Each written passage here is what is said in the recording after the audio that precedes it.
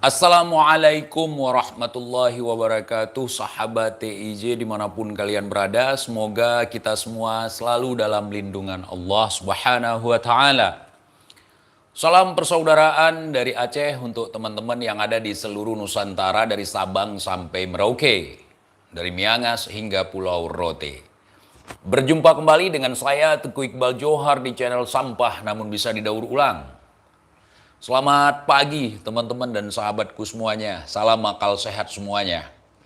Hari ini saya ingin membantah pernyataan dari Bung Rizik ya, atau Rizik Syihab, yang terkesan membela Habib Utsman dengan sangat tergopoh-gopoh menurut saya ya. Yang membela Mufti Batavia dengan tergopoh-gopoh, seolah-olah Mufti Batavia sebagai antek-antek Belanda, sebagai kaki tangan Senahogronyo, itu nggak benar. Ya, bahkan ada beberapa statement yang menurut saya terkesan buta sejarah ya. Tapi karena pimpinan Ormas memiliki gelar Habib, sehingga bagi sebagian orang menganggap bahwa itu udah fix sebuah kebenaran. Kita tidak boleh memungkiri kalau memang ada dari keluarga kita yang memang antek-antek penjajah. Kita nggak boleh membela walaupun ada keluarga kita yang memang salah. Misalnya di Aceh, ada memang dari kalangan ningrat yang menjadi antek-antek Belanda. Ada kalangan ulama pada masa itu yang menjadi antek Belanda. Nggak masalah, memang kenyataan sejarah seperti itu. Mau seperti apa kita mewarisi sejarah untuk anak cucu kita, kalau ternyata banyak sejarah yang kita putar balikan supaya terkesan indah dan mewah, padahal cuman sampah. Ya. Itu referensinya dari mana Bung Rizik? Dari mana ente dapat referensi tentang Mufti Batavia? Itu jelas-jelas di dadanya itu ada apa namanya itu? Lencana apa itu? Bukan lencana. Lupa saya namanya itu. Pokoknya itulah di sini ya. Di sini ada medali ya, medali. Di sini ada medali. Medali singa salib kalau nggak salah saya. Medali salib itu. Ya. Ya. Medali salib itu diberikan kepada tokoh-tokoh yang berhasil melawan pribumi, yang telah berhasil melumpuhkan pejuang-pejuang dalam melawan pergerakan penjajahan di Indonesia. Nggak sembarangan orang dikasih medali oleh Belanda. Kalau bukan ante-anteknya, Bung Rizik. Ente jangan salah-salah ya, jangan mutar balikkan sejarah. Ente gampang sekali kalau memang ada gelar Habibnya atau dari kalangan ente langsung. Itu nggak bener, itu fitnah yang keji. Jangan begitu. Kalau memang itu keluarga kita, itu banyak. Di Aceh itu banyak dari kalangan Teku, dari kalangan ningrat di Aceh, diberikan medali itu yang mau kerjasama dengan Belanda. Kalau nggak mau kerjasama, nggak akan dapat. Banyak sekali pejuang di Aceh nggak dapat medali. Bahkan diburu sampai mati. Contoh, pahlawan perempuan yang namanya Cut Nyadin. Cut Nyadin itu sampai mati, sampai mata beliau buta pun tidak mau, dengan alasan apapun tidak mau kerjasama dengan Belanda. Itu Bung Rizik. Tuku Umar 2 kali berpura-pura menyerah kepada Belanda. Itu benar-benar pura-pura menyerah, tertulis dalam sejarah. Beliau tidak ada sejarah yang menuliskan tentang Tuku Umar jadi pengkhianat, nggak ada. Itu jelas-jelas 2 kali beliau menyerah, itu sejarah dari Belanda dan sejarah dari yang ditinggalkan oleh leluhur kita di sini. 2 kali menyerah untuk ngambil perlengkapan alutsista Belanda dan juga membawa lari uang koin emas Belanda. Itu. Ya. Beliau sempat diberikan medali itu sempat diberikan. Tapi beliau mengkhianati Belanda, bukan mengkhianati bangsa. Coba debat langsung aja. Kalau mau Bung Rizik boleh. Apalagi pernyataan Bung Rizik soal tentara. Kata beliau tentara dulu berkhianat juga.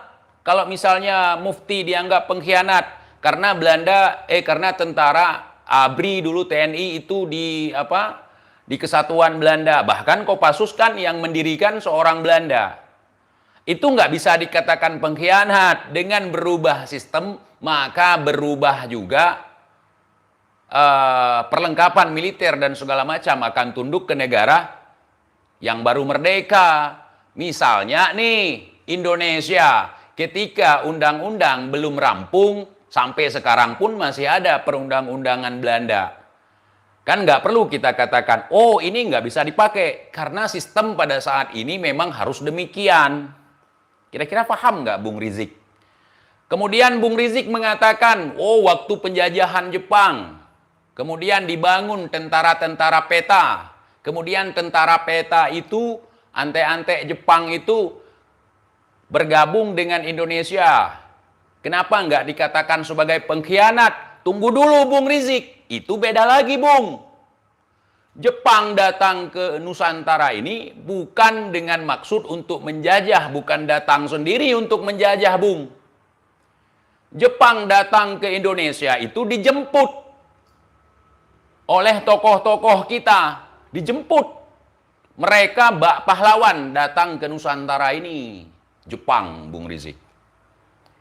Ya, makanya mereka membentuk pasukan peta pembela tanah air untuk melawan Belanda. Karena mereka dijemput oleh tokoh kita untuk menghalau penjajahan yang dilakukan oleh Belanda.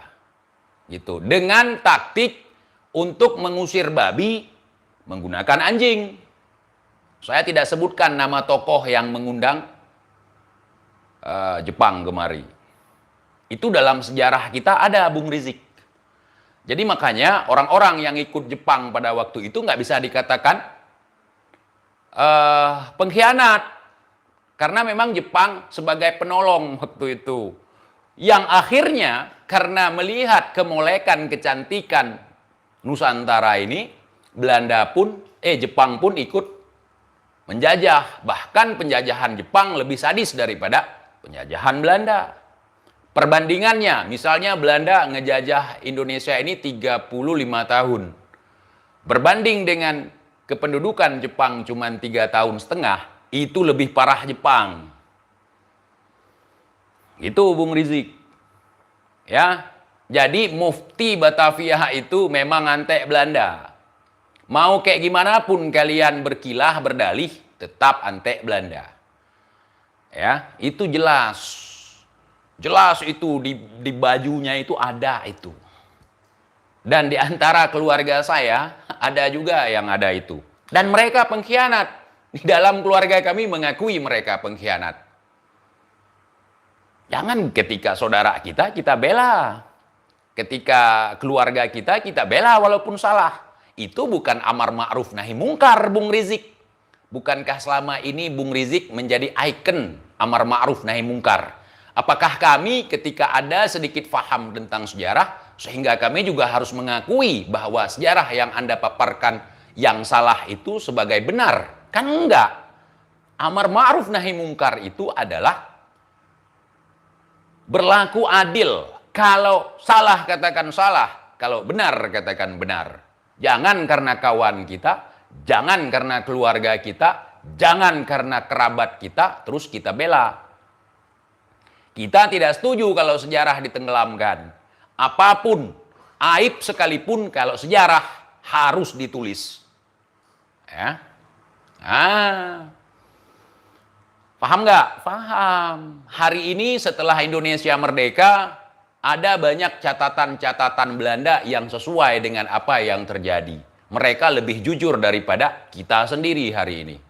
Kenapa? Mereka malu untuk menyembunyikan sejarah. Terus kenapa kita jadi malu untuk menunjukkan kebenaran sejarah? Ya. Itu mufti itu, kalau misalnya dia nggak mau kerjasama dengan Belanda, dia buang itu. Dia buang itu yang namanya medali. Ya. Medali apa namanya? Medali salib singa entah apa itu. Pokoknya gitu namanya. Itu di Aceh ada orang pendatang dari India. Itu namanya siapa namanya? Lupa saya namanya, tapi dikenal dengan nama Panglima Tibang. Nama lengkapnya, nama gelarnya Panglima Tibang. Itu ada 2 lencana kalau tidak salah. Ada 2 medali dia dapat. Itu di Aceh banyak juga yang dapat medali itu. JUP ngabe pungo. Jadi kelompok ini, kelompok Bung Rizik ini selalu membanding-bandingkan. Misalnya ketika kita bilang Mufti Batavia itu sebagai antek-antek penjajah. Terus membandingkan, oh dulu TNI kerjasama dengan Belanda gini kok nggak bisa dikatakan sebagai antek-antek penjajah. Karena ada banyak sekali sistem di masa penjajahan dirubah setelah Indonesia merdeka. Ada batalion-batalion, ada institusi-institusi yang memang dirubah ketika Indonesia merdeka. Jadi harus paham. Ya Bung, kalau Anda tidak percaya bahwa Mufti Batavia adalah antek-antek penjajah, begitu juga saya. Saya nggak percaya kalau Mufti Batavia bukan antek-antek penjajah. Anda punya referensi sendiri, saya juga punya referensi sendiri. Begitu ya Bung ya. Anda nggak boleh membanding-bandingkan dengan tentara yang bergabung dengan Jepang waktu itu. Karena Jepang memang sengaja dijemput untuk mengusir Belanda di Indonesia. Gitu Bung. Ya. Dan kalaupun Anda bilang misalnya tidak benar kalau ada yang mengatakan Mufti Batavia menolak pribumi, menolak ulama-ulama lokal untuk melakukan jihad. Anda mengatakan begitu, saya tanya, Habib di Indonesia, ingat, Habib di Indonesia, yang syahid siapa aja? Yang syahid dalam berjihad melawan penjajah siapa aja?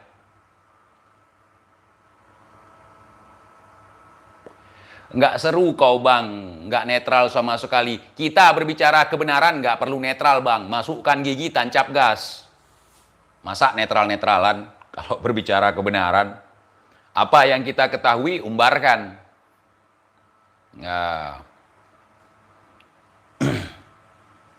Iya, bahkan dari kalangan kaum muslimin sendiri, kan banyak yang jadi pengkhianat di masa lalu.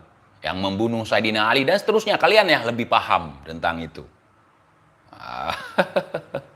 Enggak asik lu sekarang. Gua nggak nyari asik di sini. Yang penting asik di gua udah. Nggak peduli asik sama kalian. Asik sama kalian, asik kena kibul. Asik kena korban perbudakan. Nggak asik. Jadi budak.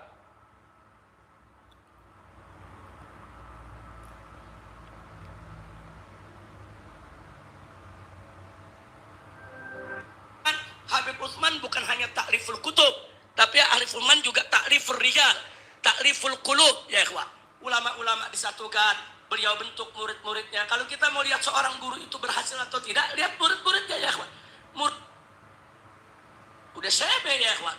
Nah, saudara berjuang mendekati Belanda untuk menjaga kemaslahatan umat, itu juga namanya strategi. Jangan satu pihak merasa. Kalau yang strategi kita nggak bantah. Kalau memang ada strategi. Kalau memang antek-antek Belanda tulen, itu nggak ada strategi-strateginya. Itu jurus ngeles. Misalnya nih, saya berteman dengan musuh. Tiba-tiba ketahuan sama teman saya, langsung saya bilang strategi, itu namanya ngeles. Ya, ya, Strateginya lebih bagus daripada yang lain. Kira-kira jelas tidak? Nah sekarang mari kita lihat. sekarang saya tanya sama Bung Rizik, ya, di luar selain daripada Aceh, saya tanya Bung Rizik, atau daerah-daerah lain boleh kalian jawab, yang tidak bisa ditaklukkan oleh Belanda, yang tidak menyerahkan kedaulatan kepada Belanda, siapa? Siapa? Yang diakui kedaulatannya oleh Belanda selain Aceh, siapa? Coba. Saya nggak mau bahas terlalu dalam. Coba disebutkan, siapa? Hah? Semua tunduk kepada Belanda. Berarti strateginya nggak mujur. Ya, bukan strategi, tunduk takluk kepada Belanda. Sunan Kudus datang, saudara, dulu ada tokoh sebelum Sunan Kudus itu Van der Burg, itu pemikir daripada pemerintah Belanda. Dia meneliti dari Sabang sampai Merauke, dia laporkan ke Ratu Belanda bahwa karena Indonesia ini mayoritas adalah umat Islam, maka sebaiknya undang-undang yang berlaku di Indonesia adalah syariat Islam. Dari mana seorang Van der Burg ini bisa berpendapat sedemikian rupa, saudara? Di antaranya, masukan dari Mufti Betawi, Al-Habib Utsman bin Abdullah bin Aqil bin Yahya. Usulan Van der Burg ini diterima oleh Ratu, dan kemudian Ratu Belanda mengeluarkan putusan bahwa umat Islam di Indonesia harus pakai hukum Islam, sehingga didirikan mahkamah syariah, mahkamah syariat. Oh, Belanda mendirikan mahkamah syariat ya, Bung? Oh, gitu ya. Oke. Jadi pengadilan syariat itu zaman Belanda ada, saudara. Itu peninggalan kerajaan, Bung Rizik. Bukan persetujuan Belanda. Bukan usulan dari Mufti Batavia. Itu peninggalan kerajaan-kerajaan Islam yang ada di Nusantara. Begitu menurut yang saya pelajari, Bung Rizik. Itu hasil perjuangan para ulama. Iya, hasil perjuangan para ulama. Tapi sebelum Belanda masuk, itu sudah ada. Ya. Nah, tapi ini ditentang oleh Sunan Kudus. Sunan Kudus ini punya penelitian berbeda. Dia nentang itu. Dia nggak mau hukum Islam yang berlaku, saudara. Sunan Kudus ini justru jahat. Dia mau obok-obok. Sampai akhirnya Van der Burg ini dipecat. Jadi Van der Burg ini pahlawan lah begitu ya, supaya Bani Alawi menang gitu ya, Bung ya. Pinter Anda berkilah. Van der Burg ini adalah salah satu orang ahli sejarah milik kerajaan Belanda. Ya, dia ahli sejarah. Ahli sejarah. Dan dia yang memasukkan kalian lah. Hebat. Diberhentikan, digantikan oleh Senok. Senok mengatakan yang harus berlaku di Indonesia itu adalah hukum adat. Karena masyarakat Indonesia itu mayoritas mengikuti adat, bukan mengikuti Islam. Ini terjadi perdebatan. Kalau seandainya Sanahagranya mengatakan statement seperti itu, maka Sanahagranya tidak perlu belajar agama, tapi belajar adat. Jadi tokoh adat. Ini buktinya Sanahagranya masuk ke Indonesia sebagai tokoh agama, sebagai ulama, walaupun menyamar. Untuk membatalkan yang namanya jihad. Karena mereka takut dengan yang namanya jihad. Ya, iya Bung, gitu. Dia bukan duta adat, bukan duta budaya, duta agama. Sanahagranya ini. Sengit antara Habib Utsman bin Yahya dengan Senok Kudus, ya kawan. Habib Utsman tetap bertahan bahwa umat Islam harus. Ya iyalah bertahan, ante-ante Belanda dapat ini, dapat bintang salib singa.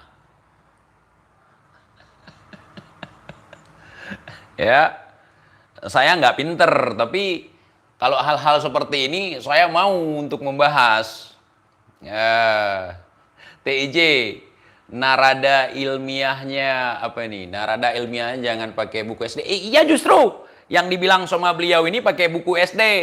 Saya nggak mau pakai kurikulum dalam hal sejarah ini. Ya, karena banyak juga otak-atik Belanda.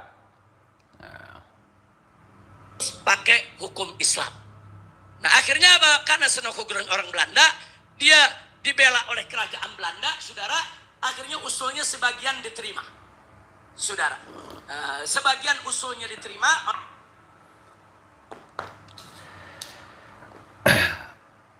Sono Hagronyo datang ke Indonesia buat penelitian bukan masalah budaya, tapi masalah agama. Ya, paham jihad yang mendarah daging di kalangan kerajaan-kerajaan Islam yang ada di Nusantara. Pendekatan yang dia bangun adalah pendekatan secara agama, dalam hal ini secara Islam. Negara, kemudian pengadilan syariat dibatasi wewenangnya. Nah, yang tadinya wewenangnya luas, kemudian dibatasi hanya urusan perkawinan, pernikahan, anak urusan wasiat, urusan warisan, urusan itu semua yang membuat kompilasi hukum Islam di zaman Belanda adalah Habib Utsman bin Yahya. Ya. Kalau nggak ada Habib Utsman saat itu, nggak punya kita kompilasi hukum Islam. Nggak ada kita pengadilan syariat. Ada. Siapa bilang sebelum ada Habib Utsman, jauh-jauh hari di kerajaan Islam Samudra Pasai, di kerajaan Islam Perlak, di kerajaan Aceh sudah ada. Enak aja ente. Itu yang membentuknya ada Belanda. Ya Belanda yang berkuasa, saudara. Bukan, syariat Islam bukan bentukan Belanda.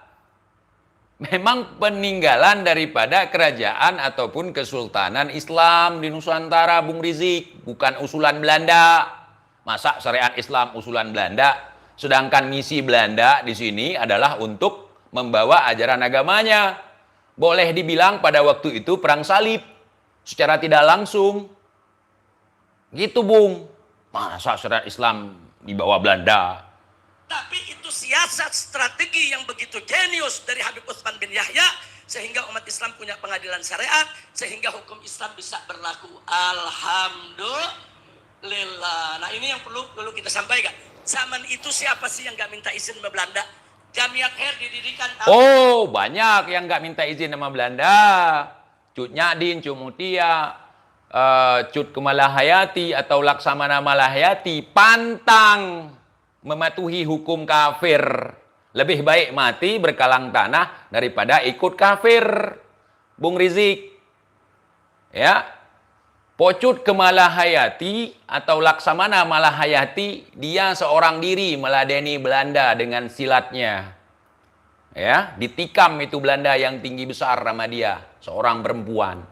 Daripada ikut Belanda. Dia nggak minta izin sama Belanda. Kalau udah minta izin sama Belanda, itu namanya ante-ante penjajah. Dan itu yang dilakukan oleh Mufti Batavi. Iya, sampai beliau mendapatkan lencana. Ya, sampai mendapatkan bintang salib singa. Itu masalahnya. Masa pejuang dikasih medali sama penjajah? Ente memaksakan sejarah. Mau ngotak-ngatik sejarah. Ya. Tahun 1901 izinnya dari mana? Belanda. Muhammadiyah didirikan izinnya dari mana? Belanda. NU didirikan saudara tahun 26 izinnya dari mana? Belanda. Kalau nggak izin dari Belanda bisa didirikan? Nggak bisa. Bisa ditangkap semua pendirinya, saudara. Makanya di Aceh diluluhlantakkan semua. Kita berperang, nggak mau takluk dan tunduk kepada Belanda. Sampai istana-istana dibubarkan, dihancurkan oleh Belanda. Karena nggak mau tunduk kepada aturan kafir. Jihad fisabilillah jalan satu-satunya waktu perang itu. Ya, sampai pengkhianat muncul dikirim pasukan Marsose ke Aceh. Bahkan penyerangan ke Aceh ikut didukung oleh Mufti Batavia. Ente jangan asal-asal kalau ngomong ya. Darah-darah leluhur kami tercurahkan di bumi ini gara-gara pengkhianat. Enak aja ente. Karena saat itu di Indonesia adalah pemerintahan Hindia Belanda. Mereka Oh, bukan di Indonesia, tapi di Nusantara. pemerintahan Hindia Belanda sebelum Indonesia ada. Karena dulu kerajaan-kerajaan di setiap wilayah yang ada di Nusantara, Bung Rizik. Benar, mereka yang atur ini negeri, mereka rekrut pegawai negeri, mereka gaji polisi buat jaga jalanan, jaga keamanan di kampung-kampung, mereka gaji petugas pos untuk menyampaikan. Nah, termasuk Mufti Batavia juga digaji oleh Belanda. Beliau diberikan medali salib singa. Nah, itu yang diberikan medali-medali itu Bung Rizik. Bukan orang yang menyamar sebagai ini, itu, segala macam. Bukan, itu antek-anteknya Bung Rizik. Kalau bukan antek-anteknya Bung Rizik, nggak akan diberikan medali. Ya, pokoknya golden itu. Dimakan sama dia. Ya, kualat gua kalau gua bohong. Surat kemana-mana negeri, saudara, mereka gaji guru-guru untuk mengajar di sekolah-sekolah. Mereka gaji para buruh. Anda, mereka jadi gubernur, mereka yang atur ini negeri, mereka rekrut mereka gaji polisi buat jaga jalanan, jajahan. Mereka gaji para buruh untuk kerja di kebun-kebun mereka, sudah Belanda.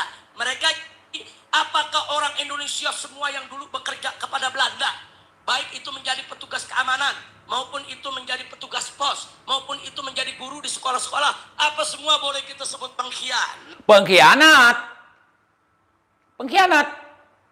Barang siapa yang bekerja sama, yang membantu penjajah, itu namanya pengkhianat, Bung. Ya, yang melawan penjajah, yang memerangi penjajah, itu yang pejuang, Bung. Ente jangan salah-salah mengelabui sejarah. Itu di Aceh, siapapun yang kerjasama dengan Belanda, itulah penjajah, antek-antek penjajah. Mana ada orang kerjasama dengan penjajah, digaji sama penjajah, terus jadi pahlawan? Nah, nggak begitu dong cara berpikirnya, saudara. Apakah petani-petani dulu, pekebun-pekebun yang kerja di perkebunan-perkebunan Belanda, dapat gaji dari Belanda, apa mereka semua kita sebut pengkhianat? Pengkhianat dong. Ngapain kerja sama Belanda? Ngapain jadi budak Belanda? Melawan dong. Di saat seluruh Indonesia melakukan perlawanan atas agresi Belanda, seharusnya melawan, bukan tunduk kepada Belanda. Kalau tunduk kepada Belanda, itu namanya kita berkhianat kepada tanah air. Mereka menyerap hasil bumi kita, hasil tambang kita, rempah-rempah kita. Kok kita malah kerja sama mereka? Di Aceh itu nggak kerja sama mereka kecuali pengkhianat. Ya, melawan mati-matian Belanda. Sampai mati, sampai titik darah penghabisan. Nah, jadi cara berpikir tuh jangan-jangan naif, saudara. Maka itu saya katakan sekali lagi, Habib Utsman bin Yahya adalah pejuang. Beliau adalah, menurut saya, beliau adalah antek-antek Belanda. Mau komplain? Bisa apa kalian? mujahid. Beliau justru menyelamatkan umat Islam di saat-saat genting, saat umat Islam Menyelamatkan umat Islam saat-saat genting kok malah dapat penghargaan dari Belanda. Ngawur ente. dijajah oleh orang-orang kafir, saudara. Enggak sembarangan. Menjaga umat Islam dalam kondisi ditekan. Menjaga umat Islam dalam kondisi ditekan, jihad fi sabilillah. Bukan menjadi sampah di negeri sendiri, Bung Rizik. Ada-ada aja ente. Ente ngajak jihad di negeri yang aman. Ini di saat situasi ini malah Anda bela orang yang berpihak ke penjajah. Ditindas, dikuasai, dijajah. Itu perlu strategi yang luar biasa, saudara. Nah, kira-kira Strategi kok nunduk ke Belanda? Seharusnya endingnya kan melawan. Bukan malah jadi mufti yang diangkat oleh Belanda. Banyak itu waktu itu yang nggak mau jadi Belanda, nggak mau ikut Belanda, melawan. Kok melawan penjajah, mau jadi penjajah katanya strategi. Contoh strategi Teku Umar, berpura-pura menyerah, bawa lari senapan. Kita di mana-mana kalau mau belot, kalau menunjukkan bahwa kita itu benar-benar bukan penjajah, kita deketi musuh, kita ambil, kita jarah itu perlengkapan perang, uang dia, kita kalahkan dia. Itu Teku Umar sampai rumahnya dibakar, sampai diburu habis-habisan gara-gara bawa kabur alutsista milik Belanda. Ente kerja sama Belanda kok dibilang pejuang. Dapat gaji dari Belanda. Dapat penghargaan dari Belanda kok pejuang. Mana ada pejuang yang dapat penghargaan dari Belanda. Saya sampaikan jelas tidak ini? Ini strategi Ibu-ibu jilat. di belakang jelas, Bu. Bu, Habib Utsman pengkhianat atau pejuang? Pecundang atau pejuang? Pecundang. Alhamdulillah. Kira-kira jelas semua ya? Baik, saya tambahkan. Lalu bagaimana tentang keterkaitan Habib Utsman yang fatwanya ini suka digoreng sama Snow? Karena Digoreng sama senok. Kalian yang goreng. Garing. Habib Utsman sudah hampir 70 dan pada usia 18 tahun. Mas, situ Habib Utsman menyerang habis-habisan segala bentuk praktek syirik dan mistik yang ada. Jangan kaget kalau Habib Utsman tuh ilmunya luas. Praktek dan syirik itu udah dilakukan, diserang habis-habisan oleh Wali Songo, walaupun ada sisa-sisanya ya. Jangan kaget kalau ilmu Habib Utsman itu menjadi satu fenomena, dan jangan kaget kalau ilmu Habib. Ntar lagi gua dibilang PKI sama mereka karena nggak sejalan dengan Bung Rizik. Saudara, ini ulama-ulama dari Jakarta dan sekitarnya, dari Bogor,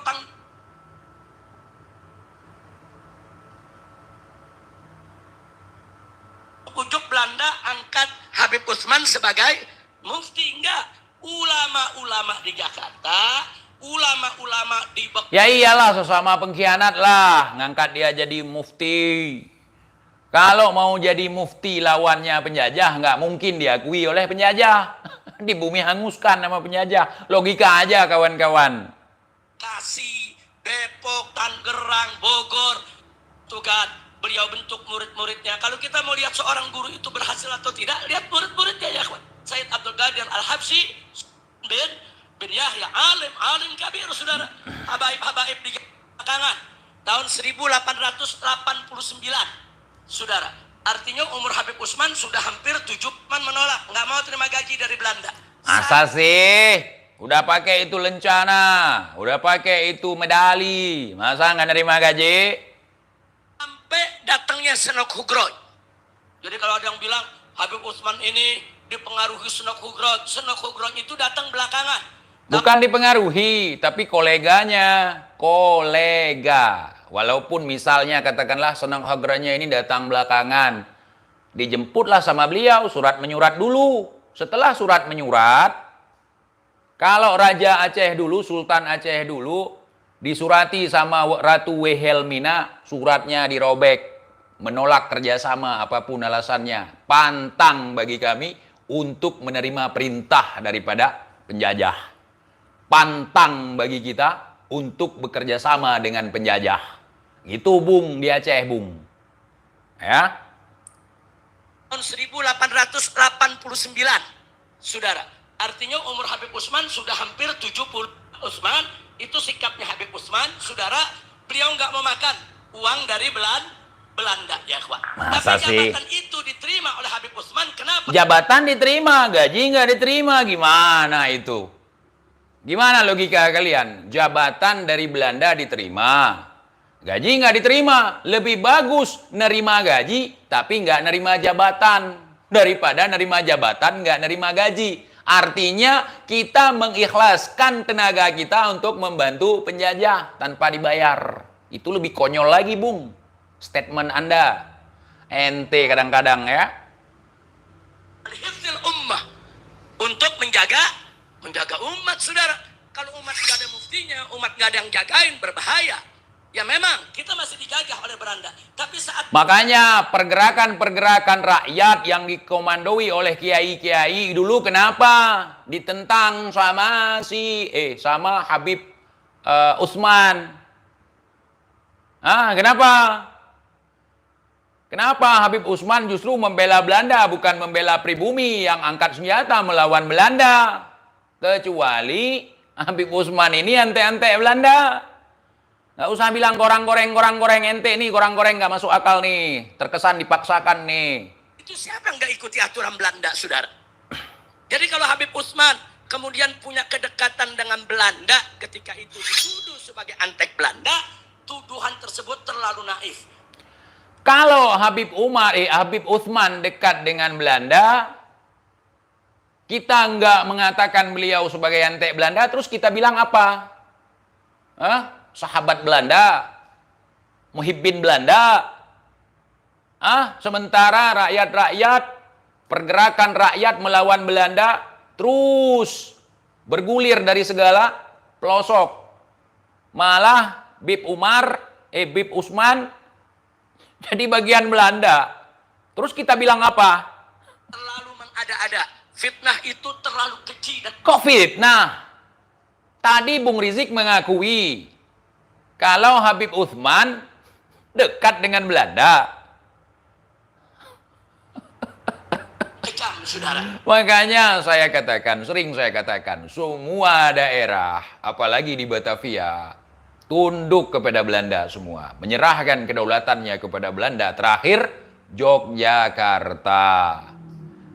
Aceh sampai rajanya ditangkap, diasingkan ke Batavia, tidak menyerahkan kedaulatan kepada Belanda. Tetapi mengalihkan kedaulatannya kepada Kadhi Negara. Ya, Habib Utsman memang ada kedekatan. Tapi kedekatan itu sebatas beliau ingin menjaga masolihil ummah. Menjaga masalihil ummah bukan dengan bekerja sama dengan musuh, tetapi melakukan perlawanan kepada musuh Bung Rizik. Ente memaksakan sekali.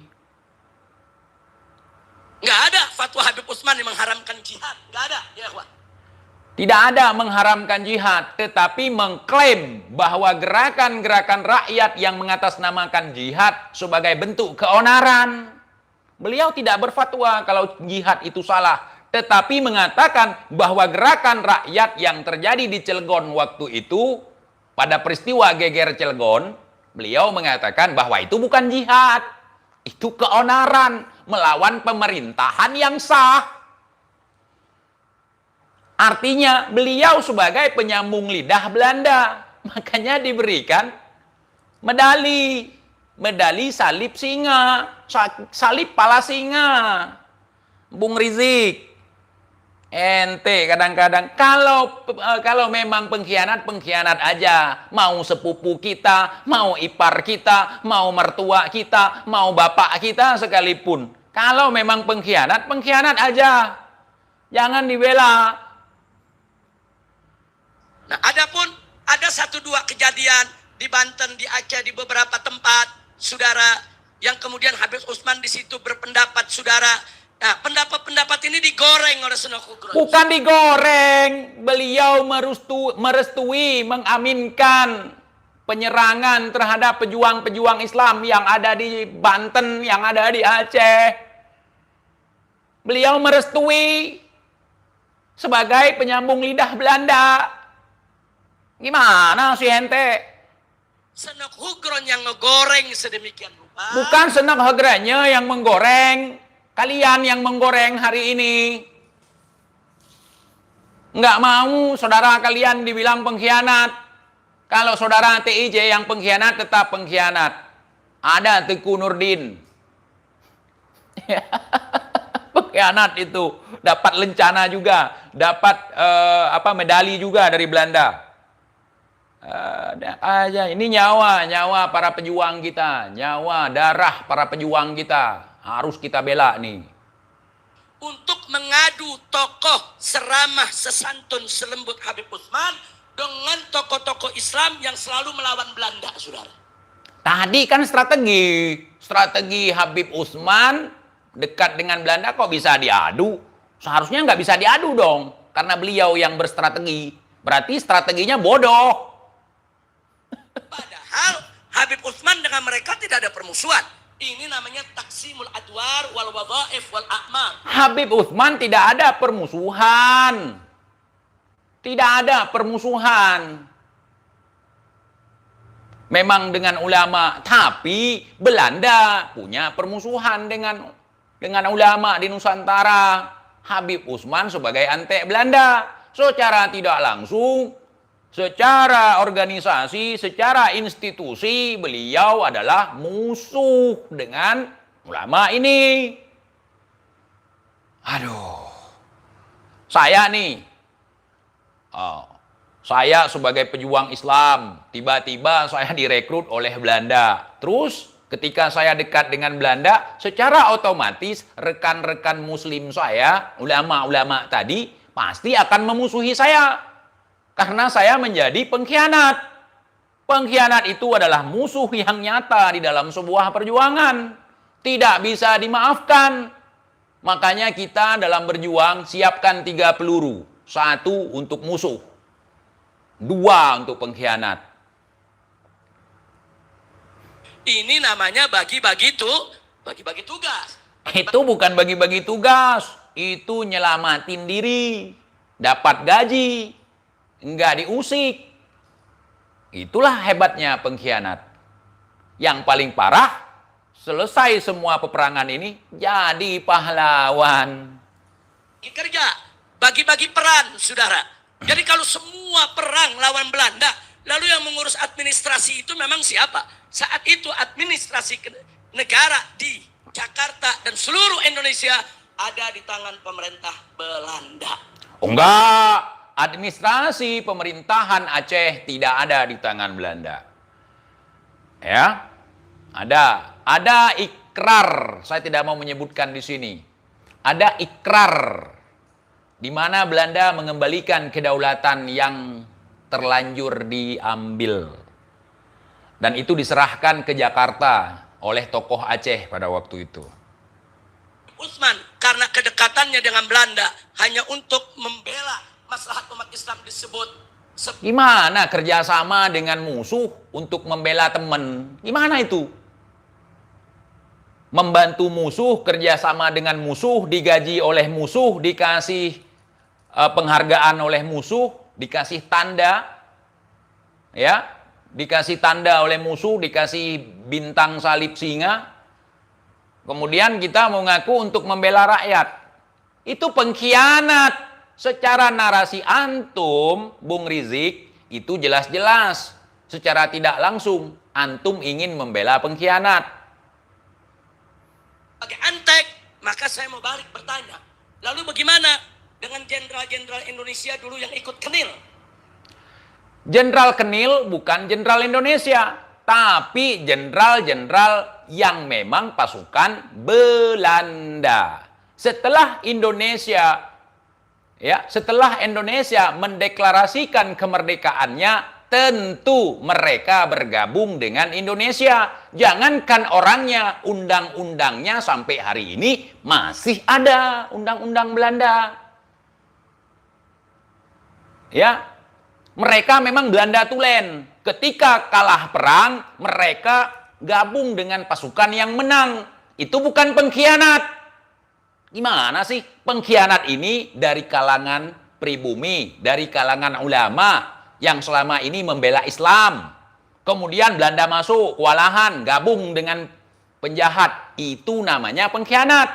Kalau tentara-tentara musuh, tentara-tentara penjajah ketika kalah perang, bergabung dengan yang menang, itu bukan pengkhianat namanya. Justru mereka mengkhianati Belanda. Bukan berkhianat ke Indonesia. Gimana sih? Katanya imam besar, ini aja kagak paham. Katanya sering perang, ikut perang, mujahid, segala macam. Ini aja kagak paham. Misalnya nih, kita memerangi Belanda atau memerangi Jepang. Jepangnya kalah. Ada tentara Jepang menyerah, gabung dengan kita. Itu bukan mengkhianati kita. Itu mengkhianati mereka. Gimana sih? Katanya ahli perang, katanya ahli strategi, katanya imamul ummah. Kenil itu, saudara, itu tentara Belanda. Ya iya. Tentara Belanda. Begitu kita merdeka, jenderal-jenderal Kenil rame-rame ikut negara Republik Indonesia, saudara. Akhirnya mereka menjadi apa? Mereka juga ikut bersama-sama para pendiri bangsa dalam kemerdekaan. Mereka nggak disebut pengkhianat. Mereka bukan pengkhianat kita. Tapi mereka mengkhianati pemerintahan Belanda. Bagi kita, mereka adalah orang-orang yang kalah perang, yang bergabung dengan kita. Boleh dibilang tawanan perang. Kalau mereka bertaubat benar-benar, bisa dijadikan sebagai bagian daripada kemerdekaan. Mereka bukan mengkhianati Indonesia, tapi mengkhianati Belanda. Karena mereka tentara Belanda yang menyerah setelah kalah perang. Gimana sih? Aduh. Ini memaksakan sekali untuk membela Habib Utsman. Padahal sebelumnya mereka tentara Belanda, mereka kerja dengan Belanda. Ya iya, mereka memang tentara Belanda, direkrut oleh Belanda, ditarik, dididik, dikasih makan oleh Belanda. Setelah Belanda kalah, mereka bergabung dengan Indonesia. Paham nggak? Paham nggak? Misalnya nih, orang-orang Papua lah. Misalnya OPM berperang dengan TNI kita, ya. Setelah mereka kalah, pasukan OPM ini bergabung dengan Indonesia. Kan bukan pengkhianat bagi kita, tapi mereka telah mengkhianati perjuangannya. Setelah kalah, bukannya bertahan sampai darah penghabisan, malah menyerah, malah bergabung. Seharusnya bagus dong itu benar bagus. Berarti kehebatan para pejuang kita bisa memukul mundur pasukan Kenil dan bisa membuat pasukan Kenil bergabung dengan kita. Ini logika ya. Saya bukan mujahid, bukan ahli strategi. Saudara, baru begitu ada kesempatan merdeka, mereka berbalik. Yang sekarang mereka jadi TNI, saudara. Apa kita mau sebut mereka itu pengkhianat? Enggak disebut pengkhianat. Enggak bisa disebut pengkhianat. Nggak bisa. Kalau di Aceh waktu itu juga belum ada TNI. TNI itu setelah tahun 45 baru ada di Aceh. Itu pasukan rakyat ya, jadi TNI. Di bawah pimpinan Kolonel Yusuf waktu itu. Ya, tentara rakyat, pasukan mujahid dijadikan sebagai cikal bakal ABRI di Aceh. Ya enggak dong, saudara. Anda sebut mereka pengkhianat, berarti jenderal-jenderal sepuh TNI pengkhianat semua tuh. Yang sebut mereka pengkhianat kan ente, Bib. Bung. Mereka bukan pengkhianat. Mereka memang pasukan Belanda, Kenil Belanda. Setelah Indonesia merdeka, Indonesia katakanlah menang dalam pertempuran, mereka bergabung dengan pihak yang menang. Mereka bukan mengkhianati Indonesia. Yang mereka khianati pemerintahan Belanda. Ya, paham nggak? Coba logika kalian. Kalau budak nggak paham ini. Lulusan Kenil, saudara. Hati-hati. Karena kalau budak, yang dilihat siapa yang ngomong, bukan apa yang diomongkan. Kalau ingin melabelkan orang sebagai antek, sebagai pengkhianat, hati-hati, saudara. Bahkan setelah Belanda pergi, Hati-hati juga ketika melabelkan pengkhianat sebagai pahlawan, sebagai pejuang, Bung Rizik. Ya, pengkhianat dilabelkan sebagai pejuang, hati-hati. Kualat ente. Ya, kualat ente. datang Jepang bentuk peta pembela tanah air. Ini menarik ini kekonyolan kedua. Dia di sini buta sejarah dia. Ini namanya bagi-bagi tugas, bagi-bagi kerja. Langsung dibilang peta pengkhianat. Jangan, mereka Utsman dengan mereka tidak ada permusuhan.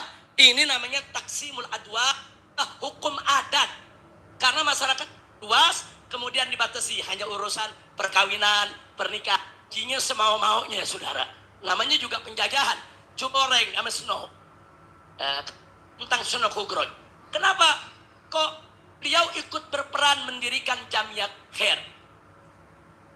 Nah, begitu berubah jadi syarikat Islam, dia juga menjadi partai, saudara. Diizinkan, didirikanlah supaya ekonomi umat ini, ya alhamdulillah, buktinya pemikiran-pemikiran Snow yang ingin melarang umat Islam haji. Saat itu, saudara, siapa ulama yang sekali Habib Utsman bin Yahya? Siapa pengkhianat? Nah, jadi cara berpikir tuh jangan naif, saudara. Maka itu saya jangan naif ya. Yuk, kita simak nih. Siapa yang naif ya? katakan sekali lagi, Habib Utsman bin Yahya adalah pejuang. Beliau adalah mujahid. Hati-hati mengklaim pengkhianat sebagai pejuang. Hati-hati ente.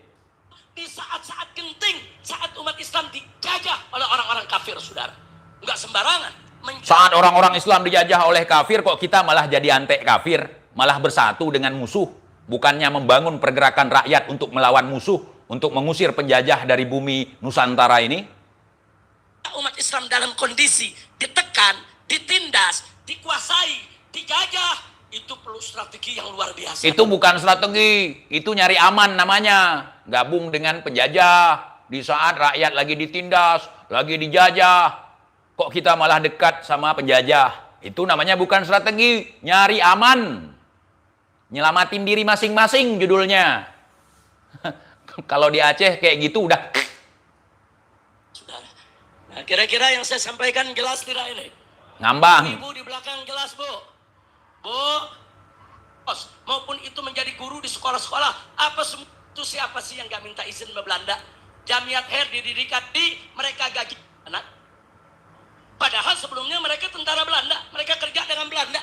Saudara, baru begitu ada kesempatan merdeka, mereka berbalik. Yang sekarang mereka jadi TNI, saudara. Apa kita mau sebut mereka itu pengkhianat? Mereka bukan mengkhianati kita, tapi mereka mengkhianati Belanda. Jempol buat pasukan Kenil yang mengkhianati Belanda gabung ke Indonesia. Itu bukan pengkhianat negara. Bukan negara kita yang dikhianati. Itu yang dikhianati Belanda. Mereka pasukan Kenil. Kalau dari pejuang Islam kemudian pura-pura katanya ini itu untuk gabung jadi mufti karena dikasih pangkat, dikasih jabatan, dikasih gaji, dikasih ini, ya, dikasih apa namanya tadi lupa saya itu, dikasih lencana, dikasih bintang salib singa, dikasih medali. Itu ada tandanya pengkhianat-pengkhianat dulu di negeri kita yang bekerja sama dengan Belanda dikasih medali. Ya, kalau bahasa Acehnya deh tak udali, wapna medali. Ya, dapat kita lihat kenyataan bahwa dia sebagai pengkhianat. Ya enggak dong, saudara. Anda sebut mereka pengkhianat, berarti jenderal-jenderal sepuh TNI pengkhianat semua tuh yang lulusan Kenil, saudara. Bukan. Hati-hati. Kalau ingin melabelkan orang sebagai antek, sebagai pengkhianat, hati-hati, saudara. Bahkan setelah Belanda pergi datang Jepang, Jepang bentuk peta pembela tanah air. Orang pribumi dikumpulin, disuruh jadi tentara sama Jepang, jadi tentara Jepang mereka. Saudara, tapi begitu ada kesempatan merdeka, peta ini berbalik melawan Jepang, kita merdekakan, kita punya negeri. Ini namanya innal harba. Jadi begini Bung Rizik. Jepang datang ke Indonesia itu dijemput dengan taktik untuk mengusir babi menggunakan anjing. Jepang ini dianggap sebagai negara satu kawasan dengan kita, yakni masih di Asia Tenggara, Asia ya. Jadi mereka dianggap sebagai saudara. Dijemputlah Jepang untuk mengusir penjajah Belanda. Bahkan dibentuk pasukan-pasukan khusus yang dilatih oleh Jepang untuk mengusir Belanda. Nah, setelah Belanda kabur tunggang langgang, ya, mulai menarik diri dari Indonesia, mulailah Jepang ini menjajah. Akhirnya, oleh pejuang kita melawan Jepang lagi. Mengusir Jepang lagi. Jepang sangat kuat sekali. Dia bahkan bisa mempekerjakan rakyat lebih parah dari Belanda. Belanda digaji, dia nggak ngasih gaji. Bahkan pakaian, minyak, segala macam kebutuhan nggak dikasih sama Jepang ini. Di saat penjajahan Jepang. Jepang pulang, itu gara-gara dibom Nagasaki dan Hiroshima. Mereka pulang kampung, porak-poranda itu Nagasaki dan Hiroshima dengan bom atom oleh Amerika. Itu Bung Rizik. Ya.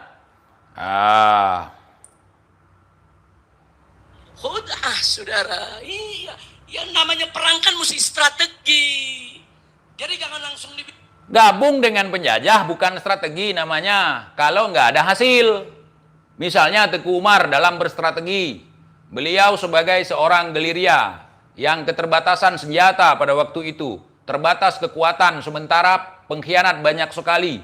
Beliau berpura-pura menyerah kepada Belanda sampai dimusuhi oleh Cut Nyak karena beliau tidak membocorkan strategi beliau kepada siapapun.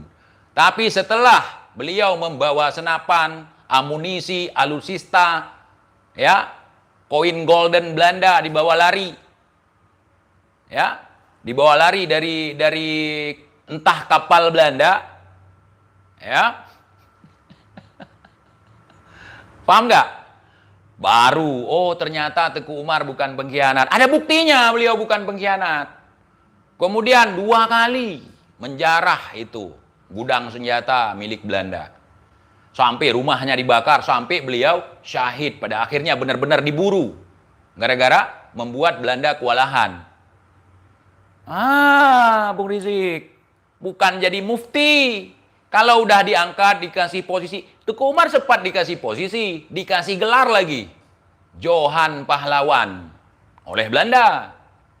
Tapi beliau tidak terkecoh dengan gelar itu. Nah, tetap menunjukkan bukti kecintaannya terhadap tanah air, yakni pada masa itu Aceh. Ya. Dibilang Kendil pengkhianat, langsung dibilang peta pengkhianat. Jangan, mereka dulu bekerja dengan Belanda. Kalau di Aceh, pejuang nih yang laki-laki nih, dekat sama Belanda, kerjasama dengan Belanda, apapun alasannya, kalau nggak ada bukti bahwa dia benar-benar berstrategi, istrinya yang sebagai pejuang akan minta pasah. Kalau ada suaminya kerjasama dengan kafir Belanda, langsung minta pasah. Ya, nah, salah satunya suami daripada Pocut Merah Intan. Pang Laut aja dianggap pengkhianat karena ia khianat Cut Nyak Dien. Betul, Pang Laut ngasih tahu tempat persembunyian Cut Nyak Dien. Ngasih tahu tempat persembunyian. Nggak dapat jabatan, nggak dapat gaji dari Belanda, tapi dicap sebagai pengkhianat. Pang Laut itu adalah orang yang selalu berada di sisi Cut Nyak Dien setelah Teguh Umar syahid. Ya, Pang Laut itu orang kepercayaan Cut Nyak Dien. Di dalam masa-masa genting, Cut Nyak Dien sudah tidak bisa melihat dengan jelas, matanya rabun, kemudian sakit-sakitan. Pang Laut ini punya niat yang baik. Kasihan dengan Cut Nyak Dien yang sudah tua, sakit-sakitan, matanya tidak bisa melihat lagi. Kemudian membuat laporan kepada Belanda tempat persembunyian Cut Nyak Dien, supaya Cut Nyak Dien mengakhiri masa-masa sulitnya. Ya. Dan Pang Laut ini juga dulu sering bertahun-tahun berperang bersama Teguh Umar, termasuk pejuang terbaik. Tapi pada akhirnya, gara-gara mungkin dia kasihan melihat Cut Nyak Dien yang sudah renta, ya, dia laporkan keberadaan Cut Nyak Dien kepada Belanda. Akhirnya Cut Nyak Dien ditangkap, diasingkan ke Sumedang, Jawa Barat. Itu diklaim pengkhianat dalam sejarah kita. Apalagi makan gaji dari Belanda, dapat lencana, ya, dapat medali dari Belanda. Mau kita bilang pahlawan? Kita di sini di Aceh ini, yang pengkhianat katakan pengkhianat, yang pejuang katakan pejuang. Jangan diaduk-aduk, jangan abu-abu. Enak sekali nyari aman berteman dengan Belanda. Terus ketika Belanda kalah, oh itu strategi. Ya, iya, itu ilmu ngeles namanya. Ilmu ngeles. Ketika ketahuan, oh saya cuma ngeprank, saya pura-pura. Padahal tadi nggak gitu konsepnya, bro. Hehehe. Paham ya? Paham. Nih, lihat penjelasan Bung Rizik lagi. Sambil nyusun strategi. Peta bekerja dengan Jepang sambil susun strategi. Apa bedanya? Habib Utsman juga saudara. Beda. Jepang, saya ulangi lagi Bung Rizik, mungkin kurang paham. Jepang datang ke Indonesia bukan tujuan untuk menjajah. Jepang awalnya nggak datang ke Indonesia, dijemput oleh tokoh kita. Salah satu tokohnya dari Aceh. Jemput Jepang dengan taktik mengusir babi menggunakan anjing. Mereka jemput Jepang. Kemudian Jepang malah justru menjajah. Karena melihat potensi yang ada di Indonesia, di Nusantara waktu itu. Ya, bahkan sudah jadi Indonesia waktu itu. Nah, akhirnya pasukan-pasukan yang sempat bekerja sama dengan Jepang jadi memerangi Jepang, bahkan lebih kewalahan menghadapi Jepang daripada Belanda yang puluhan tahun, yang ratusan tahun.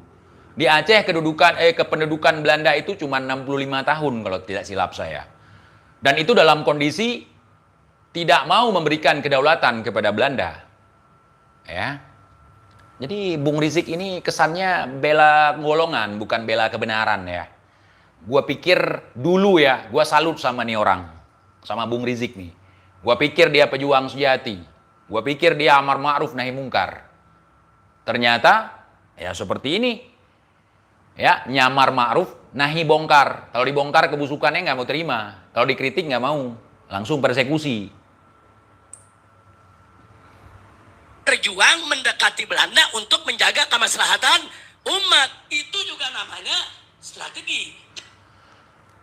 Padahal rakyat di masa itu, misalnya kayak kejadian Geger Cilegon itu. Itu kalau beliau memang seorang pemimpin Islam, seorang pemimpin umat, seorang tokoh agama, bukannya berstrategi gitu, memimpin umat untuk melawan, bukannya mengatakan bahwa perjuangan rakyat ini merupakan bukan jihad, ini bukan jihad, ini pembuat keonaran, melawan pemerintah, melawan aturan. Itu udah salah. Ya, jadi kita nggak bodoh-bodoh sekali lah, Bung. Walaupun saya nggak paham sejarah. Nggak paham saya sejarah. Ini ada yang paham sejarah di sini komen barusan. Dari Aceh Galeri namanya. Nah, tapi kita nggak mau dibodohi oleh cerita-cerita seperti ini. Kita nih dalam keluarga kita, Bung Rizik, ada juga pengkhianat. Tapi kita nggak menafikan dia sebagai keluarga, kita tetap menerimanya. Dia sebagai pengkhianat, itu memang jelas dia pengkhianat.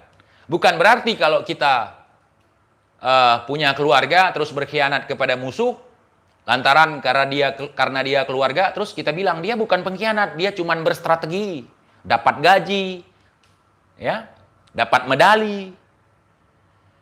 Ya, itu Habib Utsman bin Yahya itu medalinya di sini bukan di pantatnya, di sini. Medali salib singa ada di dada, itu menandakan ante-ante Belanda. Mau dia gelar teku sekalipun yang di Aceh, teku gelarnya. Kalau ada medali ini, sahih walala, tak terbantahkan dia pengkhianat. Dia pengkhianat. Pengkhianat tetap pengkhianat, mau siapapun dia. Ya, iya. Kita jangan seperti itu, mentang-mentang anak Nabi tapi pengkhianat, terus kita hapuskan ceritanya. Misalnya keluarga Nabi Nuh, ya, berkhianat kepada Nabi Nuh, terus kita bilang, oh bukan, itu strategi.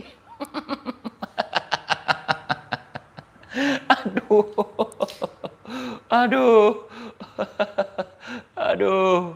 ya. Gimana kita berstrategi sementara umat, sementara rakyat mandi darah, kita digaji, dapat medali. Bagaimana itu berstrategi? Konyol namanya. Kalau dia berstrategi, misalnya dia merapat ke Belanda, bisa menyelamatkan banyak orang, bisa memenangkan sebuah pertempuran seperti yang dilakukan oleh Teku Umar yang ada di Aceh. Itu strategi. Ya, membakar lumbung-lumbung Belanda, menjarah alusista Belanda. Ini ngawur ini. Ngawur. Terus mau disamakan. Kalau misalnya Habib Utsman dikatakan sebagai pengkhianat, terus pasukan Kenil yang kemudian menyerah menjadi TNI, cikal bakal TNI, kata beliau ya. Terus gimana? Apakah dikatakan pengkhianat juga? Kenapa nggak dikatakan pengkhianat? Memang bukan. Mereka bukan pengkhianat Indonesia, tapi mengkhianati Belanda. Ketika Belanda terperosok, ketika Belanda kalah, mereka malah bergabung dengan Indonesia. Iya kan? Iya. Aduh, Bung Rizik, kamu ketahuan. Ya? Nah, saya nggak percaya dengan omonganmu, Bung Rizik. Mohon maaf. Kepercayaan tidak bisa dipaksakan. Dalam hal sejarah, kita punya perbedaan pendapat. dalam cara berdakwah kita punya perbedaan di situ, Bung. Mau ente Habib, mau ente siapa, aneh kagak peduli. Kalau statement ente konyol. Konyol menurut aneh nih, menurut aneh. Karena nggak logis. Berdasarkan sejarah yang terjadi di Nusantara ini, perjuangan yang dilakukan oleh rekan-rekan yang ada di Banten, yang ada di Batavia, leluhur-leluhur kita, nggak seperti yang antum katakan. Ya, antum masih perlu belajar lagi sejarah. Begitu juga ana. Begitu juga ana harus belajar sejarah lagi. Ya, tapi apa yang antum katakan, walaupun kita nggak paham sejarah, tetapi ketika kita mempelajari taktik seperti yang antum ceritakan, seperti yang ente ceritakan, ya, tentang Habib Utsman ini sangat tidak masuk logika kita. Sangat tidak masuk logika kita. Karena dalam catatan sejarah, baik sejarah kita yang ada di Aceh maupun sejarah yang ditinggalkan di Belanda, itu kan ada kecocokan. Belanda itu malu untuk menutupi sejarah. Malu dia. Karena orang tua kita dulu nyatet juga. Itu seluruh wilayah yang ada di Nusantara takluk tunduk kepada Belanda.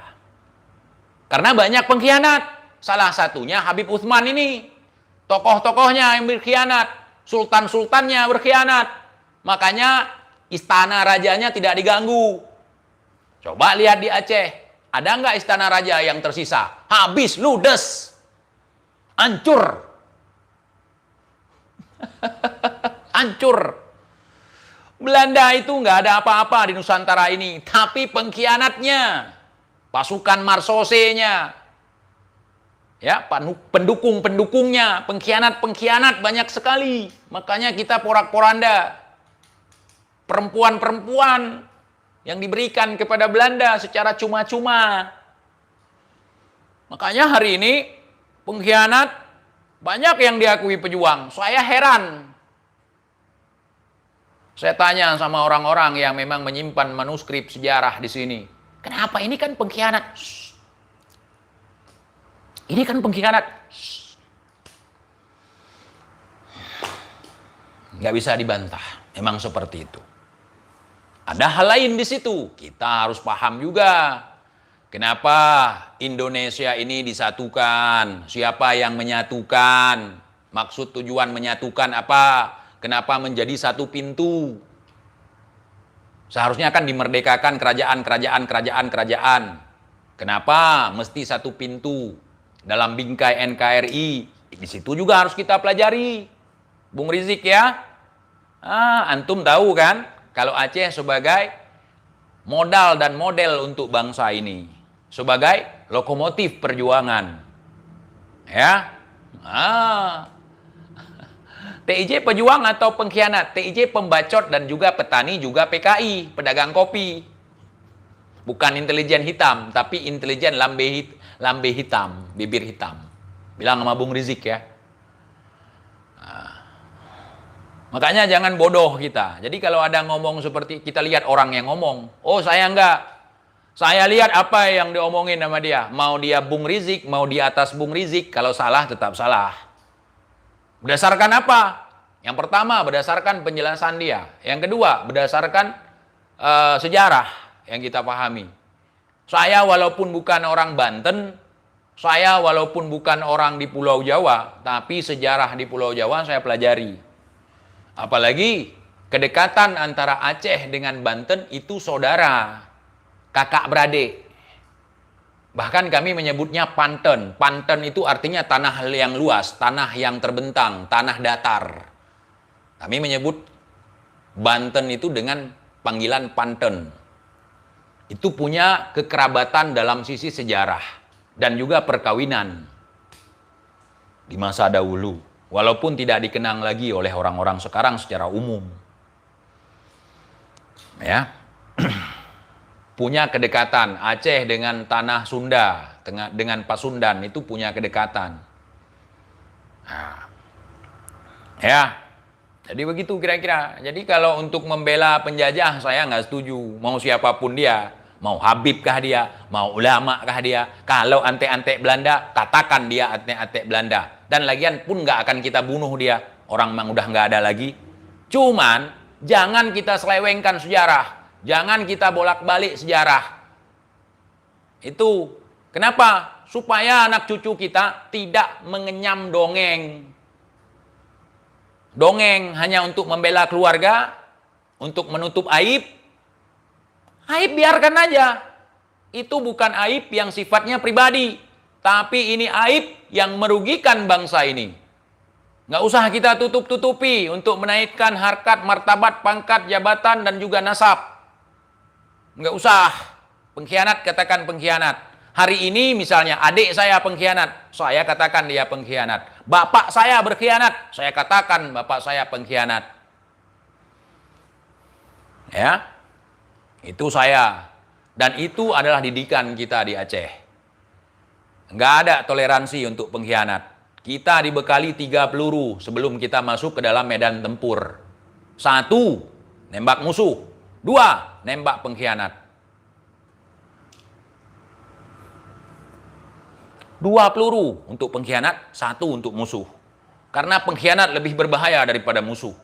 Gunting dalam lipatan, musuh dalam selimut. Ya, itu orang munafik. Bahkan dalam agama pengkhianat konsekuensinya kan parah juga kan. Orang munafik itu pengkhianat di dalam agama. Neraka jahanam, kerak neraka. Apalagi dalam perjuangan kita. Ya, orang yang menyekutukan Allah dapat syirik, dosa besar itu. Berkhianat kepada Allah, menyekutukan Allah. Itu pengkhianat. Allah sendiri sangat mengecam pengkhianat. Apalagi kita mau panggil pengkhianat sebagai pahlawan hari ini. Hah? Enak aja.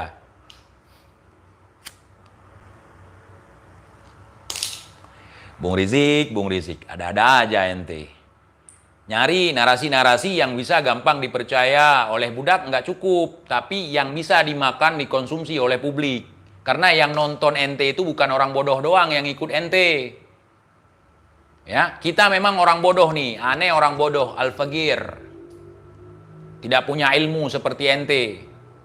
Ya. Tapi kalau berbicara hal seperti ini, ada orang yang memutarbalikkan fakta sejarah, kita nggak mau terima. Kenapa Indonesia hari ini seperti ini? Karena sejarah kita kacau balau. Sebuah bangsa yang besar adalah bangsa yang menjaga sejarahnya. Jas merah, jangan sesekali melupakan sejarah. Sejarah itu adalah peristiwa di masa lampau. Kalau dirubah, ditambah, dikurangi, itu bukan sejarah, tapi dongeng. Ya, itu dongeng. Makanya orang-orang, tandai aja, orang-orang yang tidak mau kalah, yang ingin menang, ingin dipuji, mereka tidak mau aibnya kebongkar, walaupun aibnya itu bisa dijadikan sebagai bahan pertimbangan atau menjadi bahan untuk edukasi. Itu mereka nggak mau menunjukkan ke publik. Ya, nggak mau menunjukkan ke publik. Nggak mau mengakui, apalagi minta maaf. Itu orang-orang egois. Kalau saya, siapapun pengkhianatnya, walaupun dia keluarga saya, walaupun ini tangan saya satu berkhianat, tetap ini pengkhianat. Nggak mungkin saya katakan ini pejuang, karena dia pengkhianat. Apalagi di tubuh yang beda. Itu didikan kita. Ya. Sahih itu didikan kita. Iskariman omut syahidan. Kalau ingin mendapatkan kesyahidan, maka berlakulah adil. Yang pengkhianat katakan pengkhianat, yang pejuang katakan pejuang, yang benar katakan benar, yang salah katakan salah, yang hak katakan hak, yang batil katakan batil. Ini kok kita bela pengkhianat, kemudian bukan sekedar kita bela, tapi kita naikkan derajatnya menjadi pahlawan. Itu menyesatkan sejarah itu. Ini narasi mereka udah ngambang kayak tai pagi hari. Ngambang nggak jelas. Saya menyimak narasi mereka yang dulu-dulu sekarang semuanya nggak nyambung. Nggak nyambung. Mereka cerita tentang sejarah PKI, nggak nyambung. Di situ saya katakan, mereka sok tahu soal sejarah. Mereka sangat cepat sekali menghafal tanggal bulan sekian. Mereka memang penghafal sejati. Jangankan bulan, tanggal, tahun sejarah, menghafal nama-nama orang yang sampai ke Rasulullah aja mereka bisa. Menghafal. Untuk memperindah narasi saat berada di atas mimbar.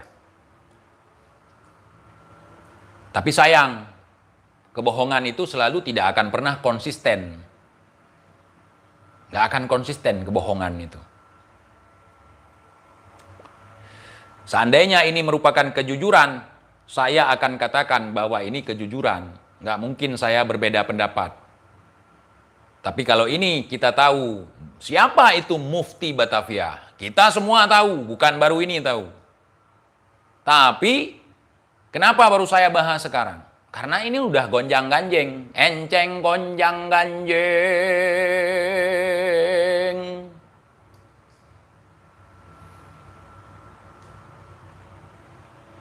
Ya.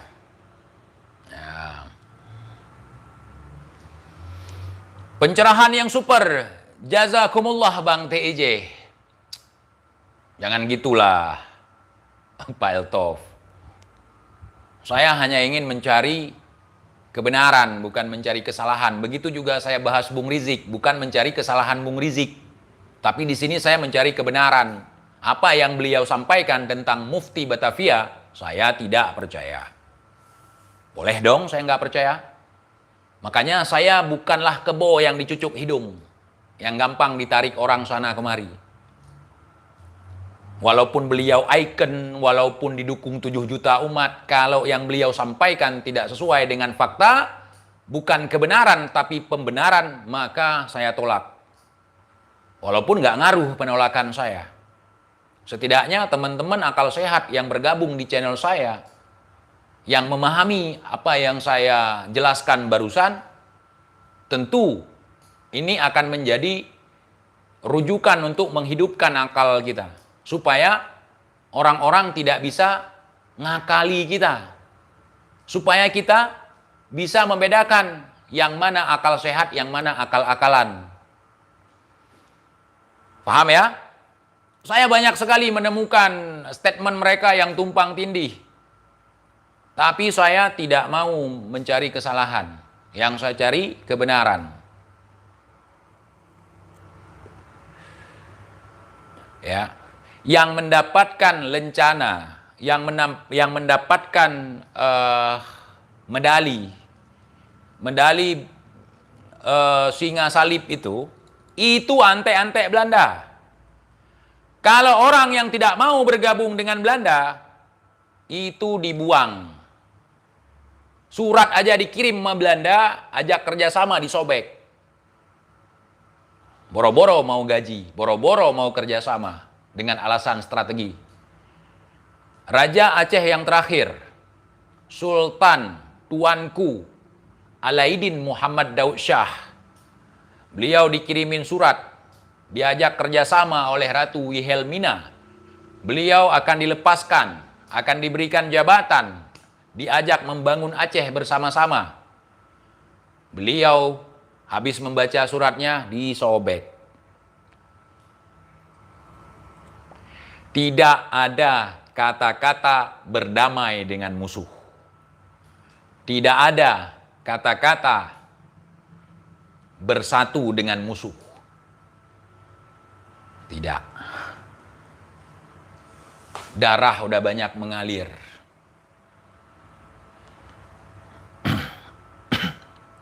Makanya kalau kalian nanya, mana kok di Aceh nggak ada istana yang masih berdiri tegak? Itu salah satu alasan Belanda marah sekali. Jangankan istana, masjid itu pernah dibakar oleh Belanda.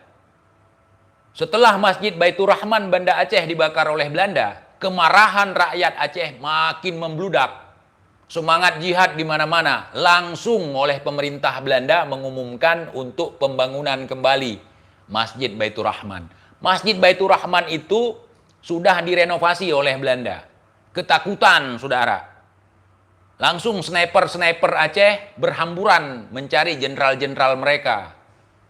Salah satunya di antara sekian banyak jenderal yang tumbang di Aceh adalah Jenderal Kohler yang ditembak oleh sniper Aceh di depan Masjid Baitur Rahman sekarang. Dulu ada pohon gelempang di situ sebagai bukti sejarah di mana posisi Jenderal Kohler ini tumbang. Ketika dia terkena tembakan dari sniper, dia mengatakan, "Oh Tuhan, aku terkena," dalam bahasa Indonesia. Dia ngomong waktu itu bahasa Belanda, saya nggak hafal. Dan makam dia, kalau teman-teman main-main ke Banda Aceh, di belakang Museum Tsunami kan ada makam Belanda itu. Makam Belanda dan antek-anteknya dari kalangan pribumi. Nama kompleks pemakamannya Pecut Kirkhof. Nah, di situ pas di depan gerbang itu langsung kalian ketemu dengan makam Jenderal Kohler bintang 1. Nah, dulu saya pernah diusir dari komplek pemakaman, saya kencingi, saya ludahi satu-satu itu. Saking marahnya saya ke mereka. Katanya nggak ada adab saya. Itu piring-piringan ditaruh di situ, saya tendang semua. Memang goblok saya waktu itu ya. Itu saya kencingi itu, makam mereka itu satu-satu. Karena dibilang sama orang itu, ini makam mereka ini punya penunggu, ini itu segala macam, ini efek begini. Oh nggak bisa ini, saya kencingin itu, makam penjajah sambil saya maki-maki. Itu dulu sebelum ada bijaksana seperti sekarang. Saya orangnya dulu rusuh. Nah, sekarang enggak, saya tenang, sekarang nggak pernah bikin kekacauan ya kan. Adem sekali saya orangnya. Kata saya.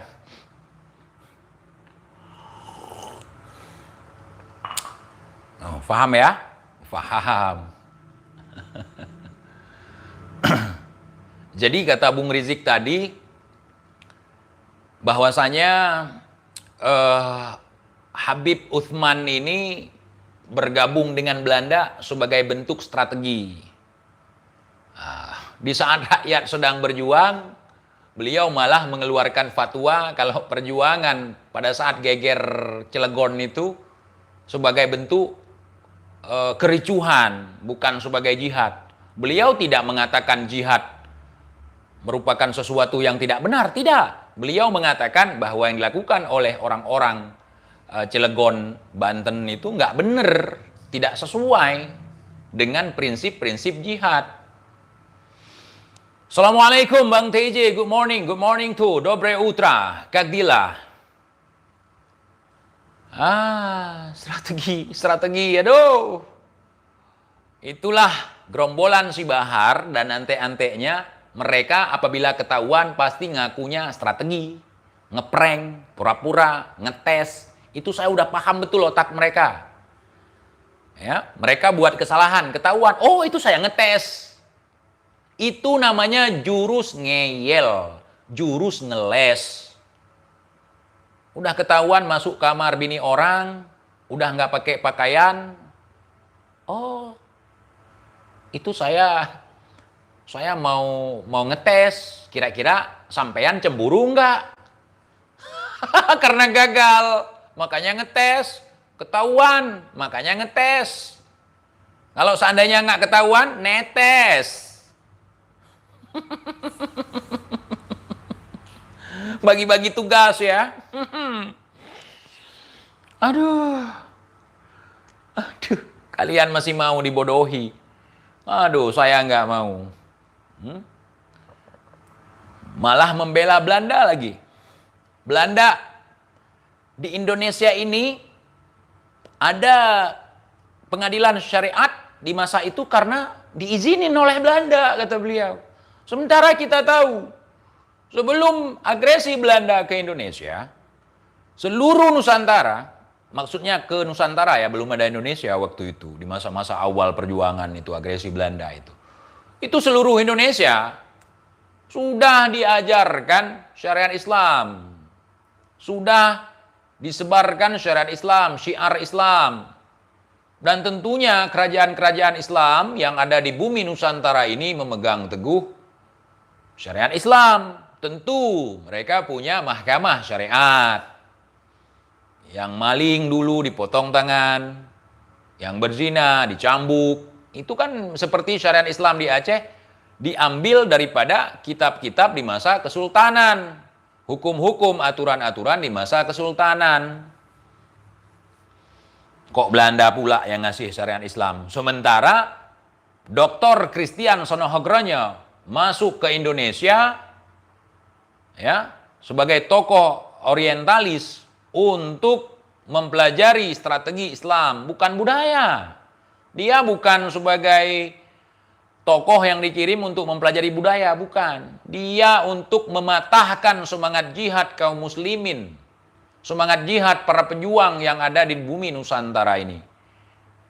Bung Rizik ngawur. Sonohogronyo itu ngaku ulama datang ke Aceh. Bukan ngaku sebagai budayawan. Kalau dia meneliti tentang budaya, maka dia jadi budayawan. Nah, dia sebagai misionaris. Salah satu program terbesarnya adalah pemurtadan. Dia termasuk orang yang membawa ajaran agama penjajah. Faham? Paham Bung Rizik. Bung Rizik ini semua tahu, sampai intelijen hitam tahu. Masa masalah sejarah? Hah? Bung Rizik kan punya teman-teman nih, keluarga yang sekolah di Belanda. Coba pelajari lagi tentang itu. Oh itu Belanda nggak bisa dipercaya. Rata-rata tulisan Belanda tentang sejarah di saat Indonesia sudah mencapai kemerdekaan dan Belanda kalah. Di situ mereka menuliskan sesuai dengan fakta. Itu bedanya mereka. Mereka berjiwa besar.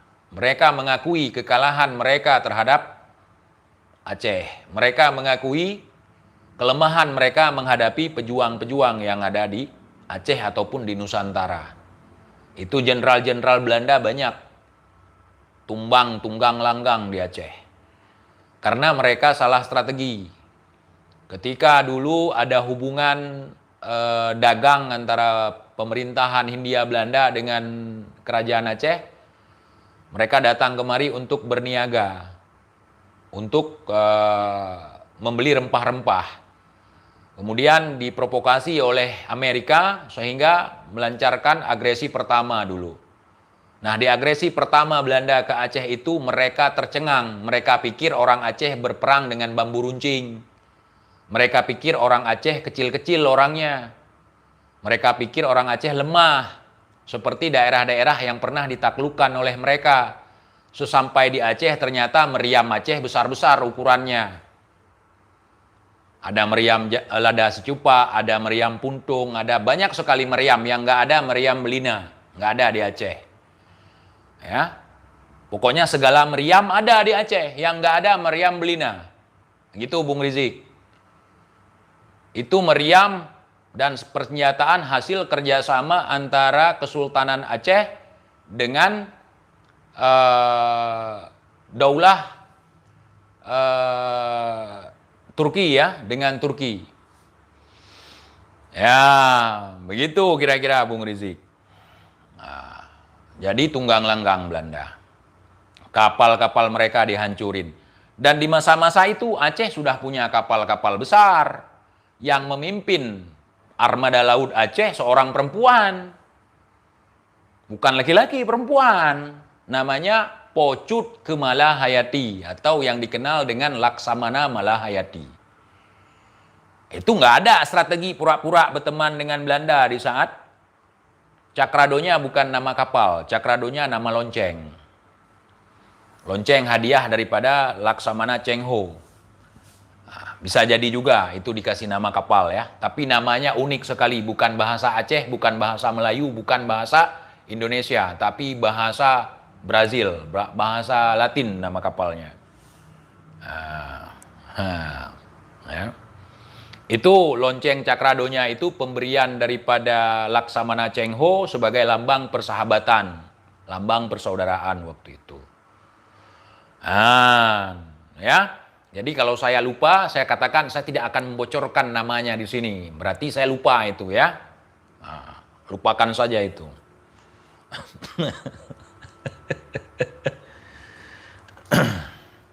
Jadi faham ya? Faham. Kalau saya meyakini sesuai dengan apa yang saya ketahui bahwa Habib Utsman ini mufti Batavia sampai diberikan jabatan kan? Itu adalah antek-antek Belanda. Mau kualat kek, mau mampus kek, nggak peduli. Mau dipersekusi, nggak peduli. Amar ma'ruf nahi mungkar. Yang benar katakan benar, yang salah katakan salah. Tapi tidak semua kalangan habaib ini mendukung Belanda. Setahu saya seperti itu. Ya. Apa nih? Ya Allah, Bang TIJ jangan bawa-bawa Habib Rizik Syihab. Ana mohon dari lubuk hati pribadi. Kalau odong-odong, saya nggak sanggup bawa Habib Rizik. Perutnya buncit, besar, nggak sanggup saya gendong. Berat saya cuma 85 kilo. Nggak sanggup bawa-bawa Habib Anda. Mohon maaf ya. Nggak sanggup saya. Keberatan ditolak.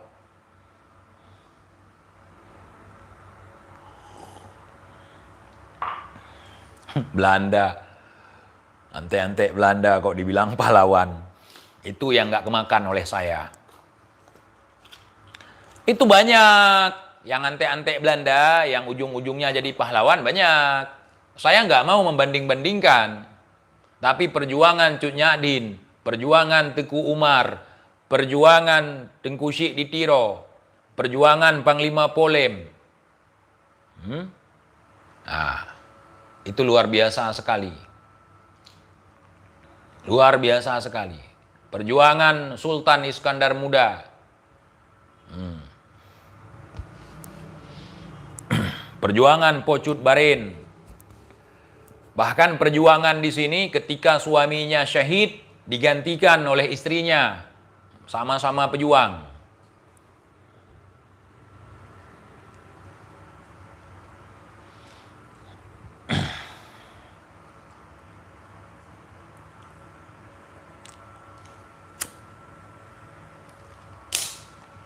Tiba-tiba saya lihat Teku Umar sudah punya nasab.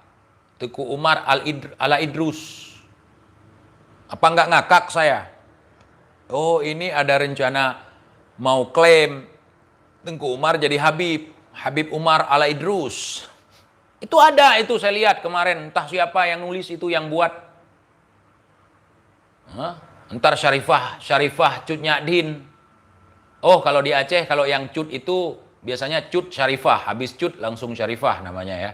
Tiba-tiba nanti jadi Syarifah Cut Nyadin. Atau Cut Syarifah Nyadin. Nyadin. Enggak diperlukan oleh mereka itu. Walaupun mereka ada keterkaitan ke sana. Sengaja disembunyikan. Itu yang enggak kemakan oleh saya. Saya takut juga nih lama-lama yang nyumbang emas di Tugu Monas jadi Habib. Ini sekarang namanya Teku Markam. Gelarnya sama kayak nama channel saya, Teku, ada Tekunya, Teku Markam.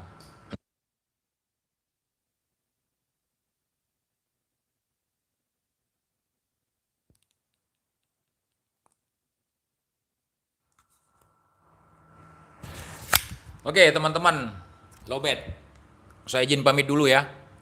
Udah 1,5 jam. Assalamualaikum warahmatullahi wabarakatuh. Maafkan kami Bung Rizik ya, kalau nggak terima persekusi aja. Itu aja kok repot.